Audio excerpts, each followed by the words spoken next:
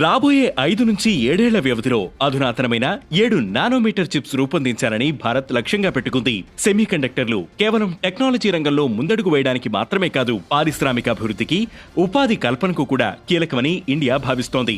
ఈ రంగంలో తనదైన ప్రత్యేకత సాధించడానికి వడివడిగా అడుగులు వేస్తోంది. వచ్చే 15 ఏళ్లలో సెమీకండక్టర్ల రంగంలో ఏం చేయాలనే అంశంపైన నిపుణులతో చర్చించి ఒక విజన్ డాక్యుమెంట్ రూపొందించారు.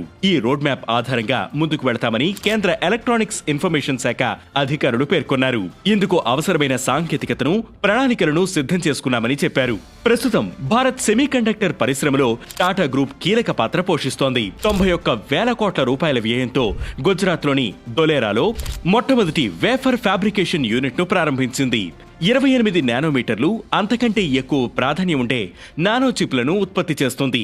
దాంతోపాటు Taiwan power chip semiconductor manufacturing కార్పొరేషన్లతో కలిసి మొత్తం 3 సెమీకండక్టర్ మ్యానుఫ్యాక్చరింగ్ కేంద్రాలను ప్రారంభిస్తోంది. 1.75 లక్షల కోట్ల విలువైన 10 సెమీకండక్టర్ ప్రాజెక్టులు ఇప్పటికే ఖరారయ్యాయి. ప్రభుత్వం ఈ సంస్థలకు 75,000 కోట్లను ప్రోత్సాహకాలుగా ప్రకటించింది. అలాగే స్థానికంగా R&Dని అభివృద్ధి చేసి మొట్టమొదటి సెమీకండక్టర్ డిజైన్ ప్రోగ్రామ్ ను ప్రారంభించింది.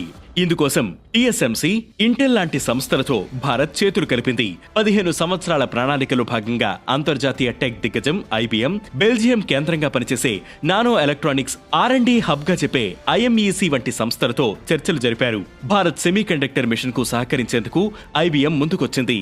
Advance packaging, logic, design, intellectual ప్రాజెక్టులకు సంబంధించిన ఒక పరిశోధన కేంద్రం ఏర్పాటు చేసి సహకరించాలని భావిస్తోంది.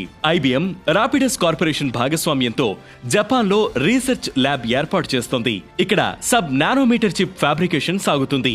అలాగే ప్రపంచంలోనే అతిపెద్ద కాంట్రాక్ట్ చిప్ మేకర్ TSMC జపాన్లో 2027 నాటికి 2 నానోమీటర్ చిప్లు ఉత్పత్తి చేయాలని నిర్ణయించాయి.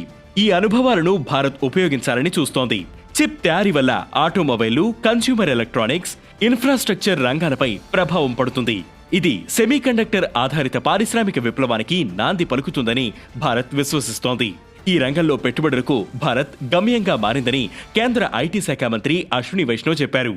సెమీకండక్టర్ల రంగంలో పెద్ద ఎత్తున పెట్టుబడులు వచ్చిపడుతున్నా ప్రస్తుతం 28 నానోమీటర్ల కంటే తక్కువ సామర్థ్యం గల చిప్పులు తయారు చేసే పరిస్థితి మనకు లేదు.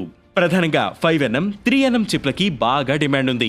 అధునాతనమైన హై ఎండ్ చిప్స్ తయారీలో భారత్ వెనకే ఉంది. చైనాలో 44, అమెరికాలో 15 ఫ్యాబ్రికేషన్ ప్లాంట్లు ఉంటే భారత్లో ఒకే ఒక్క ప్లాంట్ ఉండడం పరిస్థితిని చెప్పకనే చెబుతుంది. ప్రైవేట్ రంగానికి తగినంత ప్రోత్సాహం అందించి ఫ్యాబ్రికేషన్ యూనిట్లు ఏర్పాటు చేయడానికి ప్రోత్సహించాలి. అలాగే నిపుణులకు కూడా బాగా కొరతగా ఉంది.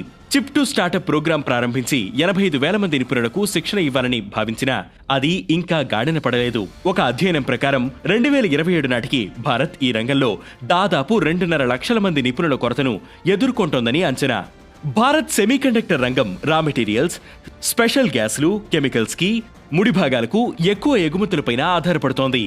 ఈ సమస్యలపైన భారత్ దృష్టి పెడితే భారత్ కోరుకుంటున్నట్లు 2036 నాటికి భారత్ ప్రపంచంలోని అతిపెద్ద చిప్ మేకర్గా నిలవడం అసాధ్యం కాదు.